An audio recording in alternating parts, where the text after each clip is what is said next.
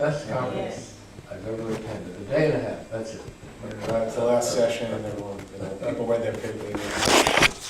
Well, why not informally, why don't we just talk about what you and Adam might like to. Yeah, why don't you get started? I mean, you can read or we can talk. You were scheduled to go first, I think.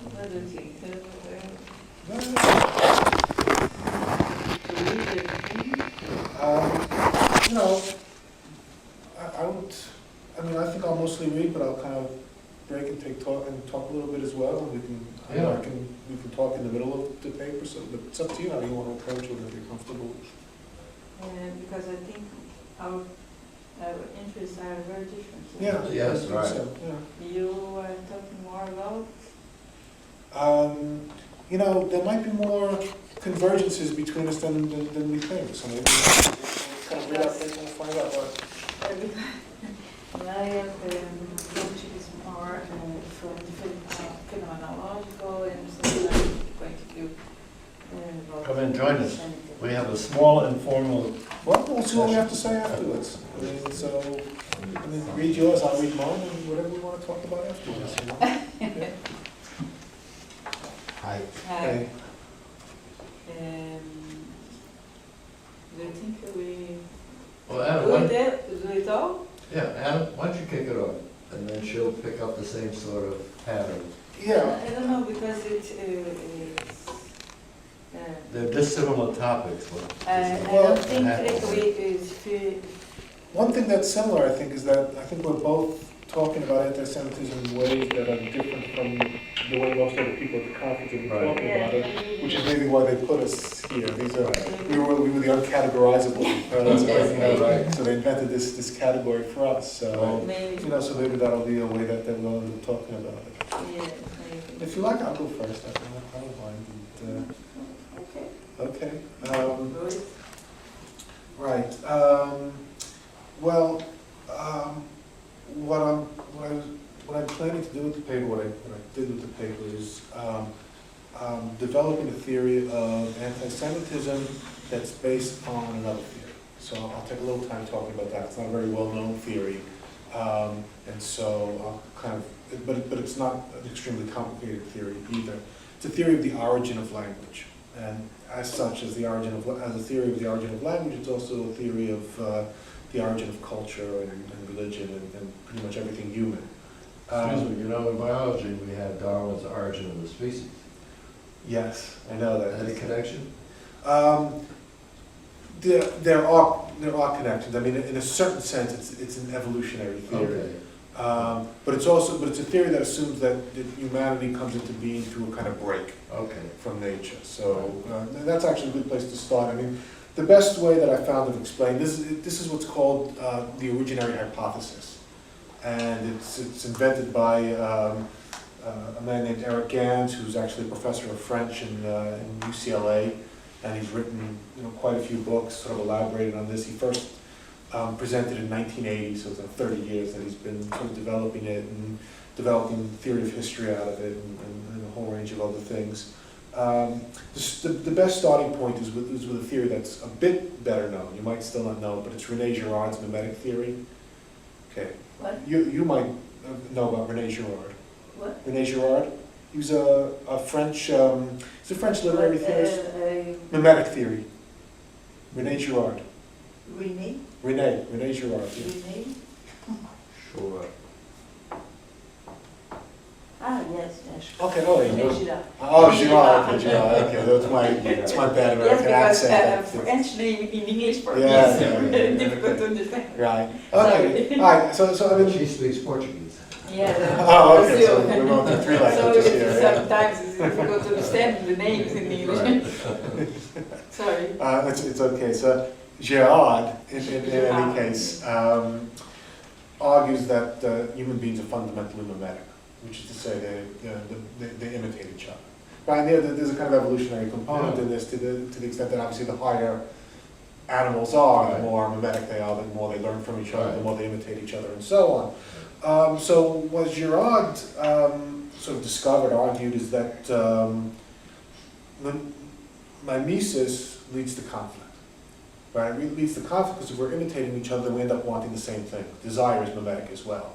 Right? Now, he developed this through a theory of the novel, first of all, showing how the novels are constructed through this triangular structure of desire, where there's always two protagonists who end up sort of converging on the same object of desire. And his idea is that the reason they converge, each one wants it because the other one wants it. Right? So desire leads to violence in this case. So then the fundamental problem for human beings is how to control this violence, to prevent it from undermining any possibility of community. Now, Gerards' theory was that the way this is done is through the scapegoat mechanism, or what he sometimes calls the victimary mechanism, which is to say one member of the community is selected out and essentially killed. Oh, so victimary means scapegoat. Right, well that's kind of the starting point. Then for Gans it kind of takes on these other meanings as well. But that, yeah, it starts with Iran. In other words, some victimization is at the foundation of any human community. So for Gerard, this is the origin of the human. Right, the human begins with the establishment of a scapegoat, and for him this is also the origin of religion, because the scapegoat essentially is transformed into God. Right, because after the killing is done, the one killed, the victim, is then commemorated as the one who founded the community. Right, so there's this kind of duality, this kind of ambivalence towards the victim. And Girard kind of traces this not only through the novel, but through mythology. There's all these mythological figures. If you kind of look closely at these myths, then there's always kind of this story of a murder kind of at the bottom of it. Okay, now, I mean, Gans questions some of that, but Gans starts with the same assumption that desire is mimetic and that we converge on the same object, and that therefore preventing violence, controlling violence, regulating violence is sort of the central problem for the human community, violence against each other. Right? So he defines humanity as that species which poses a greater threat to itself than is posed to it by any external force. There is one more of a danger to each other than anything out there in the natural world is a danger to us. For Gans, the way in which the problem is solved is not through the scapegoat. He kind of talks about the scapegoat, but he places that much later in history. For Gans argues that all you really need is a sign. In other words, if you imagine what he calls an originary event or originary scene, where everybody is reaching for some central object. And they're all reaching for it, and at a certain point they can see that they're heading for this violent confrontation. One of them puts forward, or in some combination, it's you don't have to picture it too precisely. Someone puts forward what he calls the aborted gesture of appropriation. In other words, essentially there's a hesitation. And this hesitation is the first sign. This is the beginning of language. That's sort of the first meaningful sign put forward by human beings, right? So pointing towards the object, it's got a referent, it's got a sort of meaning to it. The meaning to it is that we all kind of stop right now and we kind of allow, in a sense, the object to be. Okay, so so for Gans, this is the origin of language, and what it means is that representation is the deferral of violence. So that's essentially what language does, and what all the institutions that follow, rituals and religion and culture and so on. And so human history essentially can be seen as the development of increasingly sort of effective and generalizable, but always fragile mechanisms of deferral, right? Ways of preventing, outbreaks of mimetic desire and the violence that follows from it. Okay, so the way in which I'm going to kind of cut over lines. He talks about sort of primitive community, and he talks about what he calls, he's borrowing from what's his name, not Salins, but another anthropologist, what he calls the big man form of culture, where it's kind of organized around one sort of central sort of God king figure. And he traces through Judaism and Christianity. He's kind of got a way of accounting for all of this. But ultimately, to get us to talk about anti-Semitism, he sees the most sophisticated means of deferral that human beings have invented so far as being the modern market system, essentially, right? And you can think about why that would be if you think about dividing sort of an economic product. The most primitive way of doing it would be, to have one sort of object and everybody sort of, grabs a piece out of it. then a somewhat more sophisticated way of doing it would be each member of the community, again, whether they're families or individuals, doesn't really matter, has a certain amount of property for themselves, and they exchange through barter. And this is what Marcel Mauss calls a gift community, a gift economy, right, which is based on, again, the simplest way of thinking about it is if I invite you to dinner for this Friday, you sort of invite me, a couple of Fridays down the road, right? You don't invite me Saturday, right? There's kind of a logic to it, right? You don't repay the gift right away. There's a sort of decorum and this sort of, there's kind of rules about it, informal rules about it. You'll invite me maybe next Friday or a couple of Fridays down the road. So there's a gift economy, which is more efficient than everybody just kind of grabbing the same object and kind of tearing a piece out of it. But at the same time, it's still, it requires you to kind of bring an object to somebody else and they bring an object to you and so on. And so the next step is essentially the introduction of money, which allows me to trade, with you without having any contact with you at all, right? You sell something to him and I buy it from him, right, using money. So this is a more sophisticated means of deferral, because then there's more objects out there in the world, and each person kind of, gets an object that's more impersonal, so we're not always struggling over the same objects and so on. And so he kind of sees, the development of the market through history, and of course ultimately in modernity, where you have a sort of full-blown market system, as a gradual movement away from, sort of more primitive and in a sense less effective, more fragile means of deferral, which are focused on a very kind of strictly organized ritual system and so on. Okay, so now we can start talking about anti-Semitism. Anyone has questions along the way, you can ask. But it's in the context of the modern market system that Gans first situates anti-Semitism. Now I'm going to read a quote from Gans when he's talking about anti-Semitism. The Jew is not, in some undefined sense, a scapegoat for the larger society's frustrations. He serves as a model of the inexistent and unfigurable center of the market system. The Jew, having rejected the incarnation, incarnates the truly unincarnable, mediation. In the post-ritual world of market exchange, the Jew is a paradoxical construction who regulates the self-regulating market, who fixes the prices determined by the interaction of supply and demand. We must eliminate him to gain control over this inhuman mechanism. Okay? In a certain sense, this kind of overlaps with, it overlaps, but it's almost a kind of diametrically opposed image of the way in which Marxists talk about anti-Semitism. Actually, I went to a conference earlier today which was talking about it still in exactly these terms, quoting Adorno and Horkheimer and so on, that the Jew is essentially associated with the center of the market system, right? The market system has no center, right? Everything is kind of in flux, it's dynamic, there's no one controlling, prices and supply and demand kind of continually interact, no one determines what the prices are, no one could determine what the prices are, and so on.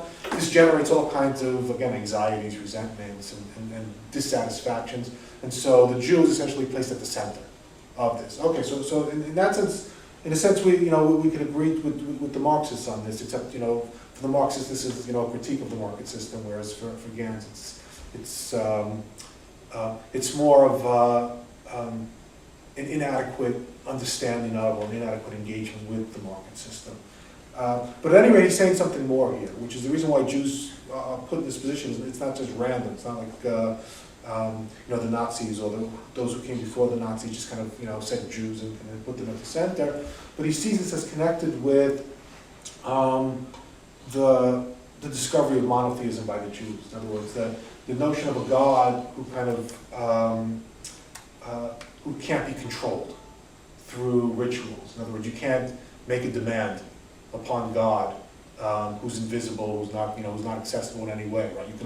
God gives you the law, and you sort of follow the law and so on, but you can't. There's no sort of cause and effect with God in the Jewish understanding of monotheism.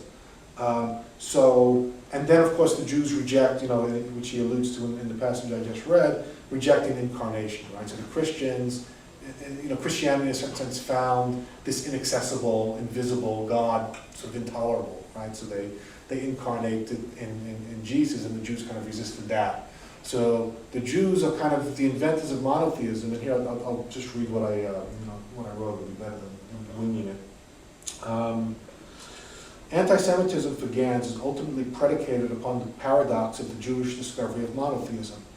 The Judaic revelation presented knowledge of a single God beyond the means of control of totemic religions, and presented a single humanity whose knowledge of God is most profoundly revealed in the reciprocal relations between humans. At the same time, so there's a God as universal, it's everybody's God, no one kind of has control of it, and so on. At the same time, this very revelation is granted to a single people, chosen to work out before the world the implications of this understanding of the divine. The spread of monotheism, already inscribed in its universalistic origin, could hardly take place other than through resentment towards those who both gave this God to humanity and selfishly claimed an exclusive relation to him.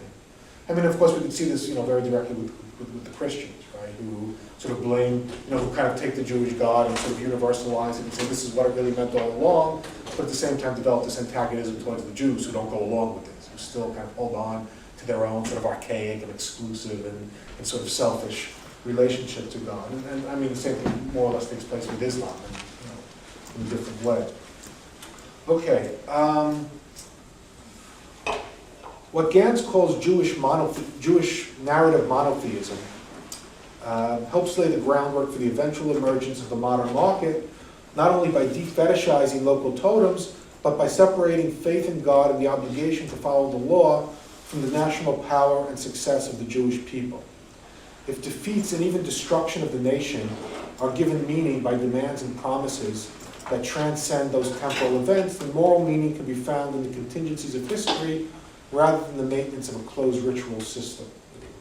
I look at that a little bit differently. The idea here is that, this is kind of a reading of the Bible, essentially, which suggests that, something very unique happens with the Jewish people in the Bible, which is they lose their homeland, their state is destroyed, but rather than just sort of abandoning God and then taking the God of whatever, new social system they get incorporated into, as I'm pretty sure has been the case through most of history, right? God protects you. If he doesn't protect you, if your community gets destroyed, well, then you go find protection from some other God. That doesn't happen with the Jews, right?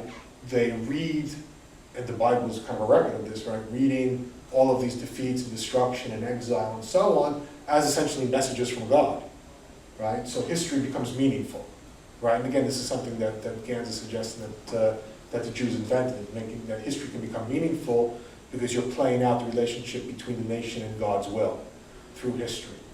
And again, I'm suggesting here that this is kind of a Jewish contribution to the modern market, ultimately, because the sorts of dispositions and attitudes and habits that you need to act on the modern market are, let's say, a kind of patience, right? There are ups and downs, right? And things get better and things get worse, and you sort of, you have patience to follow through a longer historical process, and you don't assume that there's some kind of direct cause and effect between what you do today and what you get tomorrow, right? So this kind of, longer historical view that is needed for, that you see even in kind of modern Republican theories, small R Republican theories of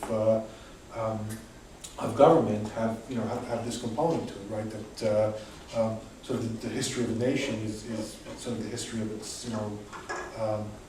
Spinoza is probably the best example of this sort of history of your making good laws and following those laws and so on.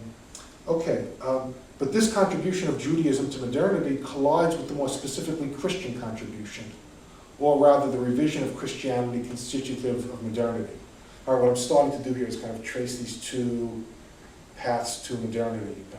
Kind of convergent paths, one that comes from a sort of revision of Judaism, and one that comes from a sort of revision of Christianity. There's other stuff in modernity as well, but that's what I'm focusing on here. All right, according to Gans, and here I'm quoting again, where Jews had understood that the real center was inhabited by the being of the sign, the Christians realized that this being was generated and could be generated anew by an act interpretable as victimization. In other words, while Jewish victimization was already a sign of Jewish chosenness, right, obviously already for Judaism, the fact that, that the Jews, that there's antagonism towards the Jews is in a sense kind of proof of their election, this was a burden borne by Jews alone, right? There's nothing in Judaism that kind of suggests that anybody else has to do this, right? That anybody else has to kind of form this unique relationship to God, and so on. For Christianity, the persecution of Jesus is imitable, and identification with it the source of salvation. Okay, so this is kind of where Christianity, in a sense, breaks with Judaism. But this also meant that Christianity provides the model for anti-Semitism. And here I'm quoting Gans again. The anti-Semite compels the Jew to enter the infernal circle of rivalry and persecution in order to reenact his own Christian conversion. He is the new Paul, and the Jew is the Saul he used to be. Okay, so again, here he's talking, there was a talk yesterday that kind of set up something similar, that Christianity sort of needs this sort of persecutory relationship with Judaism, this figure of the Jew to constitute itself.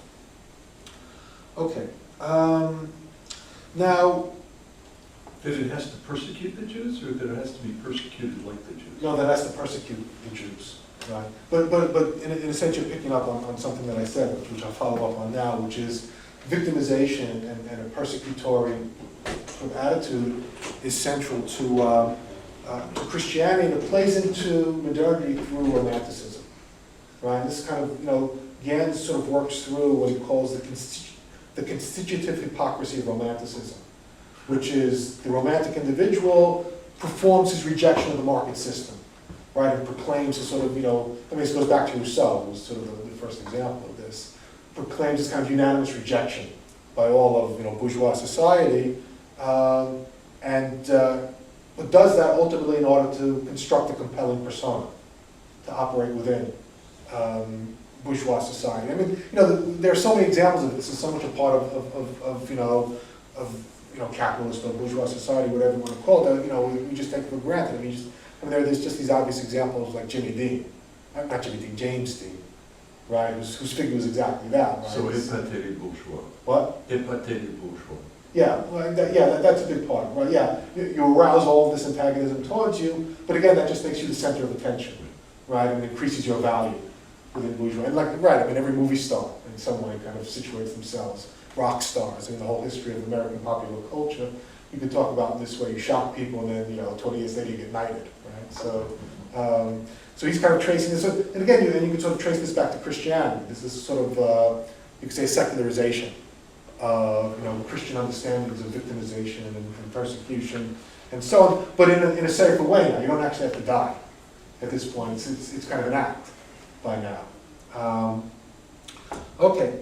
In abiding tension with this individualistic gesture, so that's part of it. This is how the market develops. This is how we kind of enter the market, right? This is why every teenager has to have their own distinctive look, right? Every teenager has to be everyone's against me. I'm going to show who I really am, and so on. And that's how in our culture, that's how you develop your individuality, right? By being persecuted and hated and kind of sacrificed, and then you sort of emerge with your own with your own distinctive style out of that. It's funny, it's kind of hypocrisy, but at the same time it's productive, right? It sort of works, and I'm not sure there's something else, right? To replace it with. Something very similar happens with nationalism, which is, the development of nationalism takes place in the same way. Each nation has to sort of liberate itself from some oppressor, whether it's internal or external, whether it's a feudal regime or it's some kind of, colonialist oppressor, which at the same time is a kind of mimetic model, right? We want to be like the ones who are oppressing us, but we have to, antagonize them. We have to struggle against them at the same time. And again, the national liberation takes place in the same way through martyrs, right? Who become the founders of the nation and so on. Okay, and then Gans argues anti-Semitism intensifies in the bourgeois era because it is at this point in history that persecution, which grants significance, comes to be preferable to indifference. At this point, the Jew's indifference to Jesus is no longer a veil covering his guilt for the crucifixion. It is itself the ultimate persecution. To opt out of the theater of national life is ipso facto to operate in the hidden realm of conspiracy. The Jew is the ultimate dandy, whose detachment from society, in principle, regardless of fact, is a sign of his omnipotence. The anthropological meaning of anti-Semitism may be expressed in terms of the market. but only insofar as the lesson of the modern market is itself understood as a transhistorical revelation concerning human exchange. The Jew is designated the subject of the market because, faithful to the empty center revealed by the burning bush, he remains in principle indifferent to the object, whether of persecution or adoration that he finds there. In other words, again, this goes back to the same, the Christians put a person at the center of their sacred scene, and the Jews don't, right? And so, as modernity develops through nations that also put the kind of figure at the center of the scene, and the Jews, again, it doesn't really matter what the Jews are actually doing at this point. The configuration, the Jew-Christian relationship is configured in such a way that the Jews are seen as those who are indifferent to what's at the center of the scene. So that by itself abstracts them from, again, what he calls the theater of national life. And which again, goes back to the situation of Jews at the center. They must be hiding something, they must be controlling things behind the scene, and so on. Okay, the fury of the here this is me, but I'm kind of going back into quoting in a second here. The fury of the Nazis' assault against the Jews gathered together all these threads of the anti-market revolt within a desperate attempt to displace the primacy of the Jews and falsify their narrative. Again, this is a quote from Gans. Enraged at the Jews' monotheistic equanimity in defeat and disaster, the Nazis hoped to inflict on them a catastrophe so great that it could not be understood as a message of God to his people. Okay, which I think is actually a pretty original way of understanding what the Nazis were trying to do, right? To inflict a catastrophe so great that it wouldn't fit the narrative anymore, right? All the other narratives. Extermination. Right, in other words, all the other narratives, right, getting driven out of your homeland and so on, we can fit that in, God is punishing us and so on, but this is too big, this kind of breaks the whole thing, which in a certain sense it did, right? That narrative sort of really hasn't worked for Jews For many people. Well, we don't have to quantify it. I think probably for most Jews afterwards, but either way, it certainly damaged them significantly. Okay, so this is anti-Semitism up through into the capitalist period, up through the Holocaust. Okay, now something new happened, so I'll start reading a bit and see if I need to stop.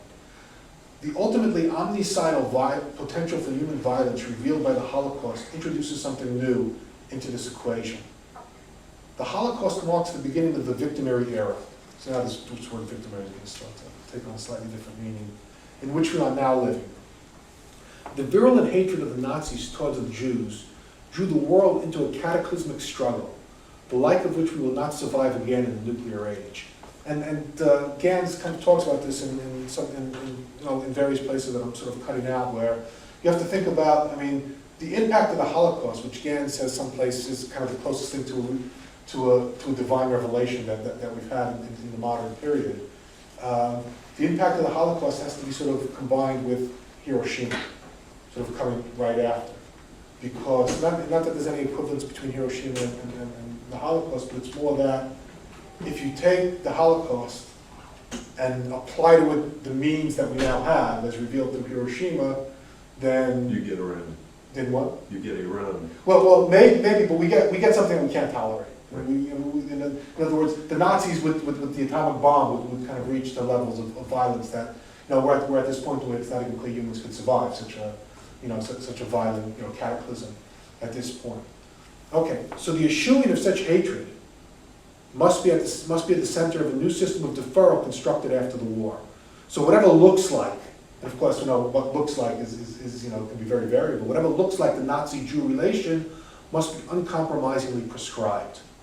Okay, so in other words, what Gans calls the victimary era now is where this Nazi-Jew asymmetry becomes sort of the model for all social relations, right? So any asymmetry, however minor, you can talk about it now in terms of at least its potential to move towards this kind of extreme Nazi-Jew relationship. And again, if you really look at, anything, anti-racist discussions, anti-colonialist, feminist, even environmentalists. Anti-Islamophobic. Just about anything that's come out, really since World War II, it really takes this shape more and more kind of mechanically and automatically as time goes on. Even now we have global warming deniers, right? So even that's the notion of denying it comes from Holocaust denial. So it's like this becomes this vocabulary that's used to describe everything, right? Which of course creates an incentive to make one's own grievance fit that model, right? So in other words, your grievance will get the more attention, the more you can frame it as analogous to the Nazi Jew model. And you can find it, I mean, really, you can find this all the way through. You can easily write a whole paper.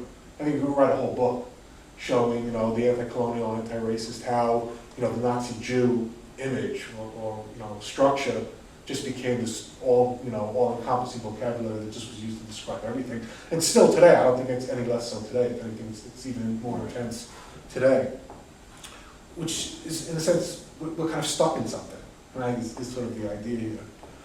Because obviously this place limits on other ways of thinking about what might be less extreme antagonisms and makes problems that might be fairly easily solvable or at least sufferable seem intolerable and to require some kind of extreme solution.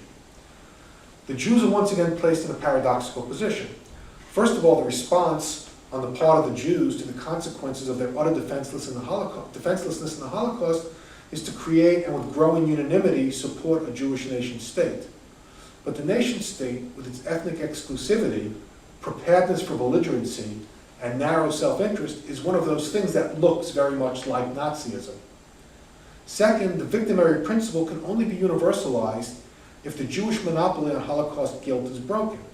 The best way to do so is to present the Jews as oppressors, at least just like the rest of us, at worst uniquely so, insofar as they've exploited the world's guilt so as to perpetuate the very conditions that enable their own victimization, only this time at the expense of others.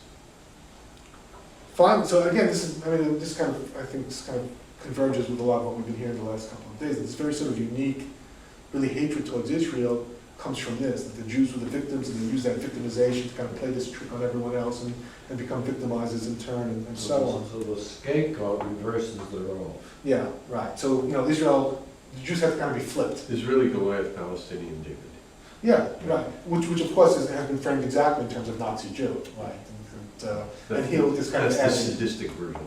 right, and you know, which kind of has this added, it has this added sadism to it that you're calling, you know, Jews Nazis now and so on. It's got this kind of which increases the, you know, what's the word, frisson for, you know, for a lot of you know, anti-Israel, anti-Zionist people. Wow, we're calling Jews Nazis. Right? Doesn't get more exciting than that, right? Right, yeah, exactly. Finally, then, the emergence of a new victim, the Palestinians, the victim of the Jews, completes the victimary metaphysics first set in motion by the essentially theological response to the Holocaust. The victimary system, then, depends upon this new expanded anti-Semitism in which the Jews are scapegoated for the crimes of the West, as well as for the intensifying resentments toward the West. So the Jews are guilty of the crimes of the West, but they're also guilty for the fact that you know, that Islam is right.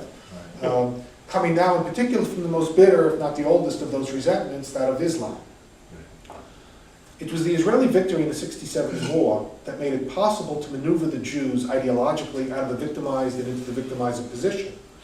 But this maneuvering might have gone no further than the kind of standard anti-colonial critique applied to the US and Vietnam or the European powers, without the increasing abandonment of nationality on the part of the Western Europeans and the rise of radical Islam. In this context, as Gans says, we are first of all, and I'll quote a little from Gans again, struck by the similarity between medieval and modern Christian anti-Semitism. In both cases, the Jew is accused of remaining behind in the old Israel, rather than entering the new Israel of Christianity. It is by this suspicious archaism that he betrays his immoral preference for honoring the historical memory of his monotheistic discovery over its inherent promise of universality.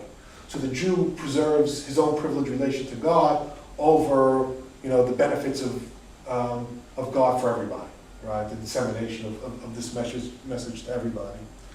Whether well-poisoned or a protocol worshiper, the Jew is accused of refusing to love his non-Jewish neighbor as himself. Okay.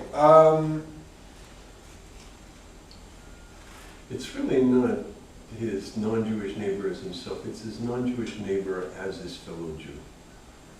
Yes. He's being accused of not allowing the Gentile into the circle Right. of us, even if he treats him well.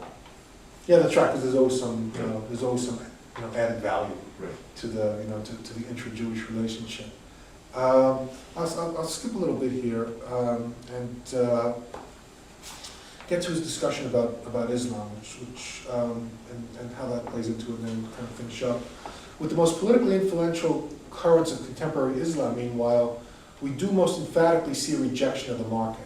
In other words, Europe is maybe rejecting nationality, but they're not really quite rejecting the economic market, right? They're rejecting, what I would suggest, and I think Gans is suggesting is a component of the market. You can't have, ultimately, I don't think you can have an economic market without nation states, because without nation states, you can't really have a rule of law where those applying the law, implementing the law, making the law are in some way accountable to those who the law is applied to. I mean, it doesn't really work on a global scale, right? You need sort of more local national units to do that. But at any rate, the European antagonism towards Israel comes from, again, for the Europeans, we're moving past all of that. Nationality, nationalism, that's what led us to, to the Holocaust and all that other stuff. We're moving past that, but Israel just keeps dragging us back, right, into this muck and mire of nationality and all the wars and antagonism that comes with it. When you refer to the economic market, I've in the past been a consultant for the World Health Organization, and Israel is in with the European countries because of their association, obviously, their lack of solidarity with the Middle East.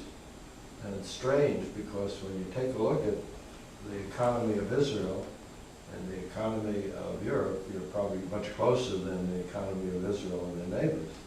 But they've been banned from being in the Eastern Mediterranean region of the World Health Organization, Right. and assigned a role in with the European group. Yeah. They don't fit. Right, yeah, I mean, first of all, they have to be recognized by all those countries, right? I guess that you have to participate in an organization with them. Maybe, let's see, the way in which he talks about Islamic anti-Semitism in particular is... What's his first name? Eric. Okay. E-R-I-C. And, if you want to learn more about Gans and all of this, he's got a website called Anthropoetics. Generative anthropology, Yeah, that's it. in a way of thinking. That's it. Good for What's poetic. your name? Anthropoetics. I'm going to write it up on the board there. Anthropoetics, the Journal of Generative Anthropology. Yeah, and he's got it, there's nothing to write here with, but A-N-T-H. I do want to for me, please. Yes. It's a journal, and he's got there, and most of what I'm actually quoting from is if you see on that, His full name is? Eric Gans. G-A-N-S. Anthro. T-H-R-O, sorry. And this? P-O-E, sorry. G-A-N-S. P-O-E. Anthropoetics. Yeah. And this is the journal. Yeah, it's a website, it's got the journal, and it's got what he calls the Chronicles of Love and Resentment, and most of what I'm quoting is actually from that. He likes your stuff too. Yeah, we've been working together. I kind of found out about this now, it's only about 10 years since, and so, we become friends, and It's a big Gans family in New Haven. oh yeah, it's a pretty common name also. Right. I've seen a lot of places Right. lately. He talks about Islamic anti-Semitism mostly in terms of Muslims, at least radical Muslims, kind of see themselves as outside of the market, as opposed to with the European countries, it was the Jews kind of usurping within a country. But with the Islamists, it's more of a sort of global antagonism from outside the market to inside the market.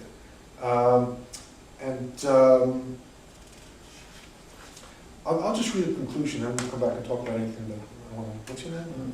Ilana. Give Ilana a chance to talk Yes, as I well. think we have to finish it. No, You got 3:45. 3:45, okay. 3:45, it's 3:07-ish. Yeah. Okay, so I'll just read, just take me about 5 minutes and then on yours. Okay. I guess I'll just say, the conclusion, I think, is we cannot effectively address this emergent anti-Semitism without addressing the pathology surrounding the global market. On the one hand, the form taken on the marketplace by what Gans calls Jewish firstness, which is kind of, again, the discovery of anti-Semitism, the discovery of monotheism and so on, is that of the centrality of the entrepreneur, who organizes capital and introduces a new division of labor and creates new desires. Despite claims of consumer supremacy, which is kind of one of the ways we talk about, market society, where the consumer is sovereign and so on. One source of the mysteriousness of the market's workings is precisely that new products enter the market before anyone has been asking for them or has even thought of them. Tales of consumer manipulation take on their plausibility from this fact. In other words, things really do come out into the market, right, that nobody's been looking for, that seems to be coming from nowhere.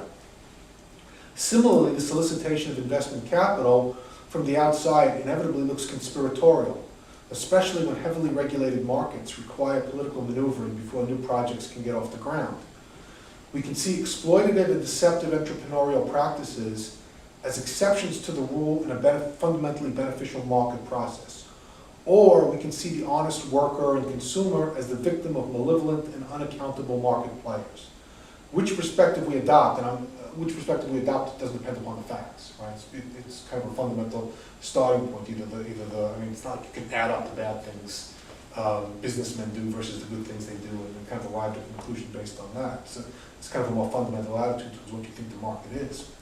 Which perspective we adopt will determine the way we think about regulating economic institutions, and only a fundamentally benevolent view of the market will make it possible to accept the basic asymmetry between producers and consumers, capital and labor, and resist the search for scapegoats for our disappointments on the market.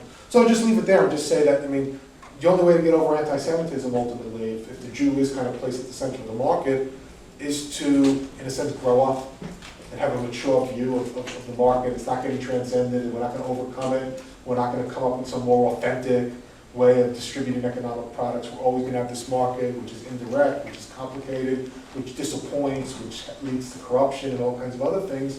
And we have to kind of, if that's our horizon, then you can have a totally different attitude towards it. And then anti-Semitism kind of gets marginalized. Yeah. Did you go to the session, the last set of breakout sessions, there was a talk by Bjorn Milbrandt, University of Marburg, Conceptualizing Contemporary Anti-Semitism in Germany, theoretical, whatever. One of the things that he pointed out was that without it being anti-Semitic at all, German media is pervaded by images of market forces that really are just drawing Nazi imagery but removing the direct connection to Jews, but sort of cockroaches and locusts that devour and so on, using all these metaphors to describe the bosses.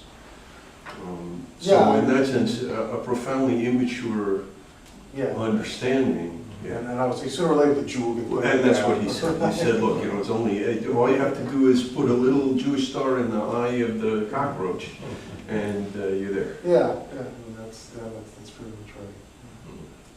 All right, well, thank you.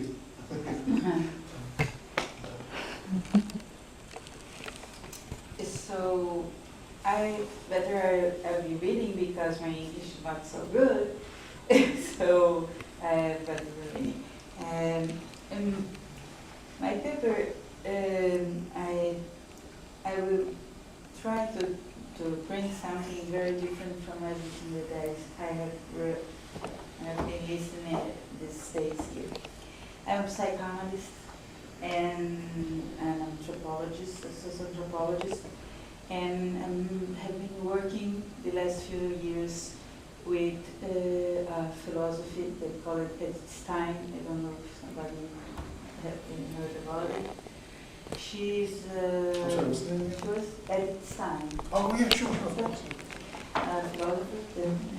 She was a Jewish one that lived in Germany in the first half of the century, and she was a disciple of Edmund Husserl, and she was a very, very brilliant student and his assistant, and she worked a lot of phenomenology and wrote a lot of important books about the human person and about politics, the state, the notion of people, and about human, and about religion, and many important questions in her times.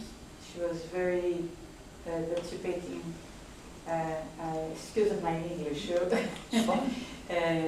participating a lot in all the movements and the Weimar Republic, and very active and very someone that give a lot of contributions in her living time and leave a lot of important books for us to read and to understand our time. Her books are being translating to many languages nowadays and studying too. She converted to Catholicism. She became a nun, a monk, and was arrested and died in Auschwitz, and was canonized by the Pope, Paul II. And she had all a discussion about her. You know about somebody. Know about her. But that's not my point. My point is her contribution about understanding our world. And like a psychoanalyst, I read her books and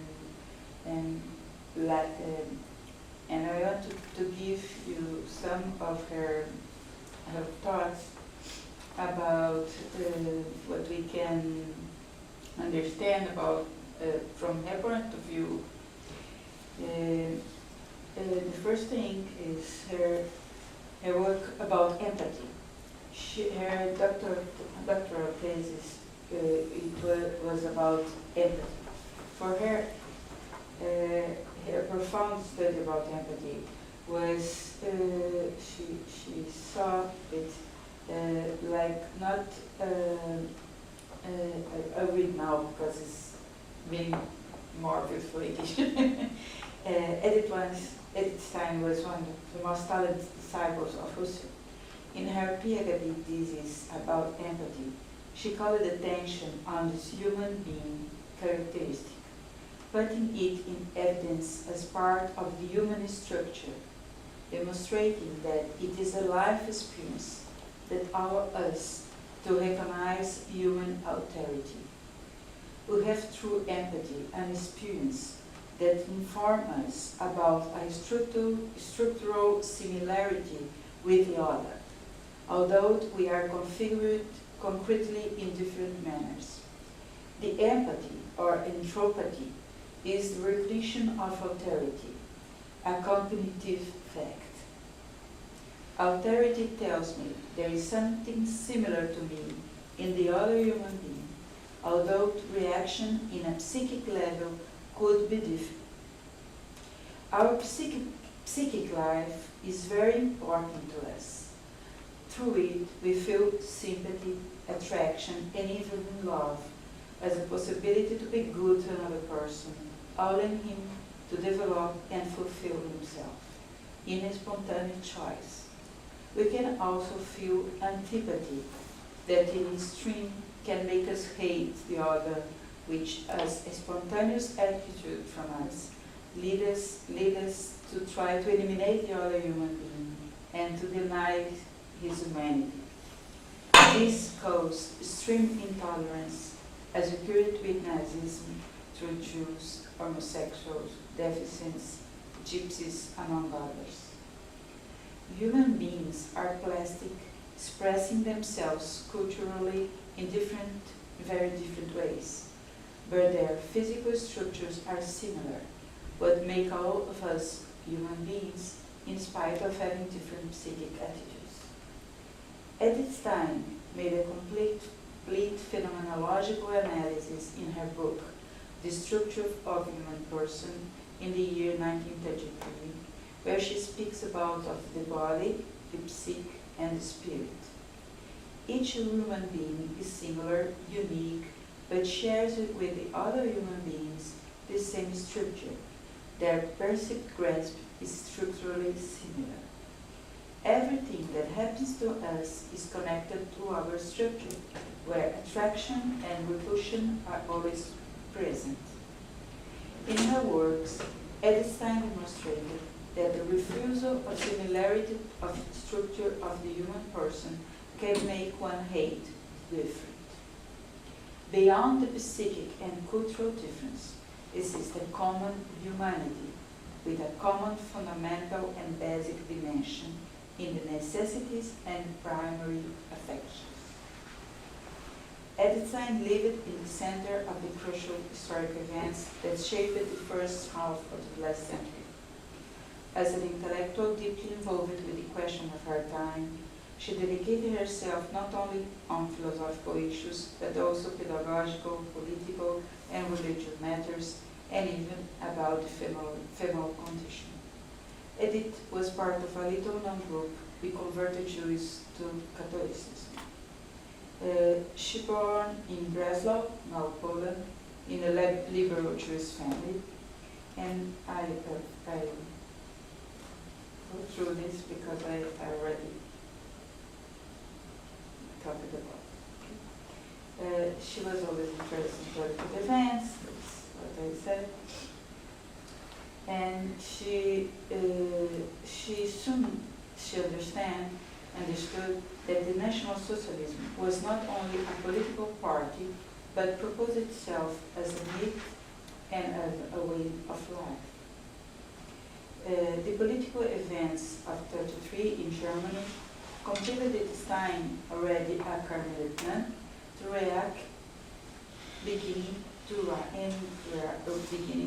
begin to write her autobiographic book called About the Life of a Jewish Family, with the intention that she mentioned in the preface to show the life of a Jewish family.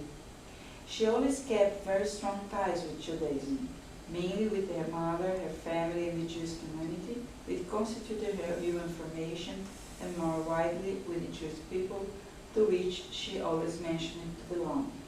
This is even after she converted?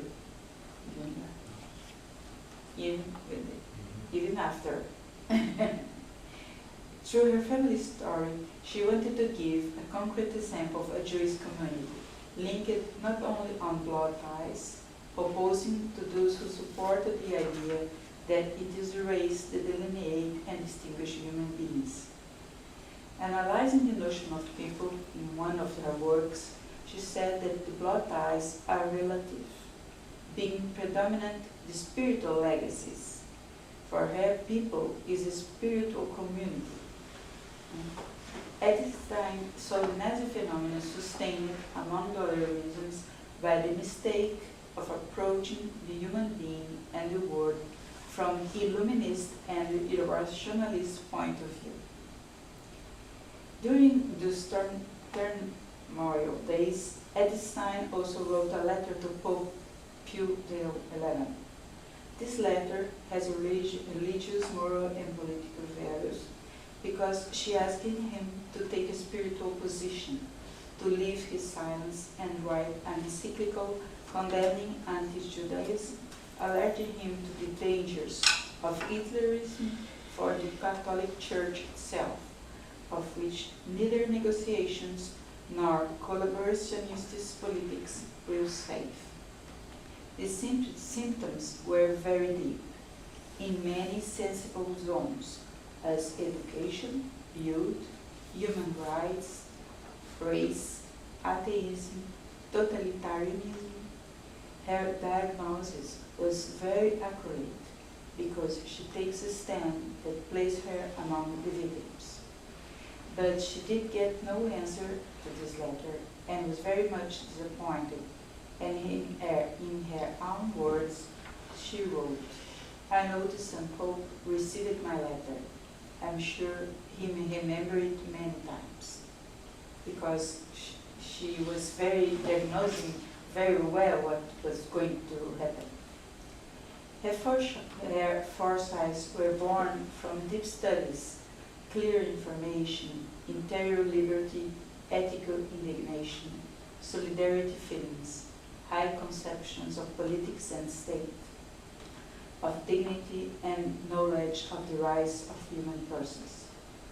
Neither the letter nor her written family story gave any immediate fruits, but they are documents of an extraordinary moral strength and immense historic value that make possible comprehend what was life's situation at that moment.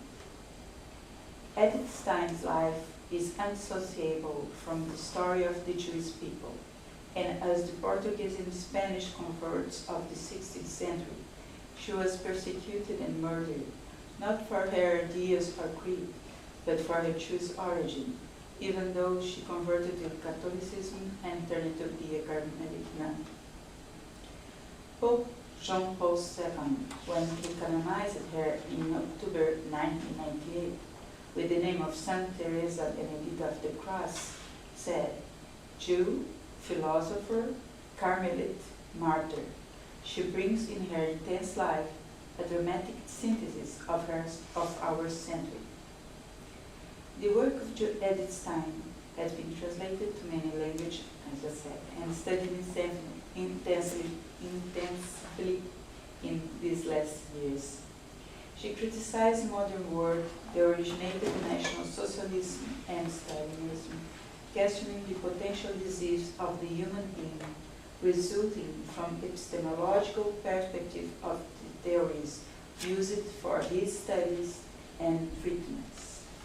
And this is very important because we still today use the same perspectives to study the man, ourselves, and to treat, then I'm thinking about the psychological and the medical treatments we use to take care of ourselves, and many of these methodological and epistemological ways are making us more sick instead of taking care and solve our problems.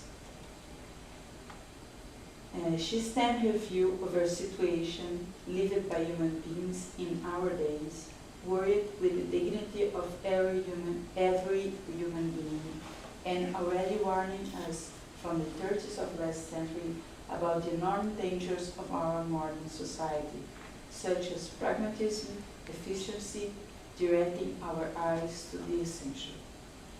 To be able to admit the other, the different, the strange, we must enlarge profoundly our dimensions and accept the differences. Welcoming the other is based in acknowledgement of similarities, but also implies in a moral and ethic attitude. Even if the other, the different, the stranger, bother me, and I feel antipathy for him, and want to eliminate him from my path, is a human being like me. This ethic question, suggestive and so important at its time, will be touched in the following under the psychoanalytic approach. And now I want to call the attention to the contribution of psychoanalytical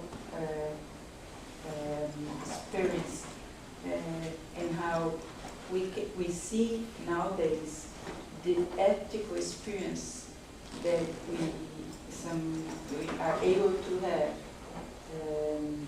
like human beings. How we can have an ethical experience. It's not a simple thing. The recognition of the other in his diversity is expressed in the same etymology of the Greek word ethos, from which derives ethic, that brings us two meanings, home and homeland. The first is a place to live. The second emphasizes social bonds from which we origin. The word ethic refers to the necessary condition for human happening, and allows each subject to live in a world inserted in a community. homeland, a place to live, means a place to be that is direct and profoundly related to the question of the meaning of life.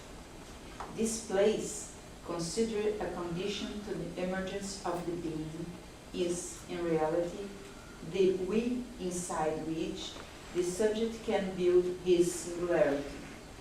It is the founding relation with others, the belonging to a collective group, being part of a community that constitutes the basic condition to become the subject and to develop his singularity. Usually, the ethical experience is seen as fruit of learning, of aggregation to a personality that is being formed, organized, what leads to the importance of a socially given to education, helping children information through which the ethical register as a personal experience. That's what normally we think, that we'll teach a child to be ethical. We teach him. But in the contemporary psychoanalytical clinic, we have the necessity of paying attention to the base of the human condition. And what we have seen is that the ethical question is not only an aggregated register, an acquisition due to learning, but is part of the human condition itself, of what is original.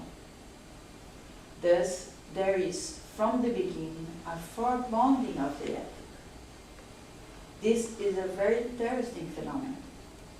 A child that can experiment being carried in any way receives an offer of an experience that gives her some knowledge about ethics, a founding element upon which countless other psychic elements can happen. Can you follow? Mm-hmm. Prior to be an action, care defines an attitude that expresses the consideration for the other and his necessities. When this ethical care doesn't happen, we have the presence of ruptures,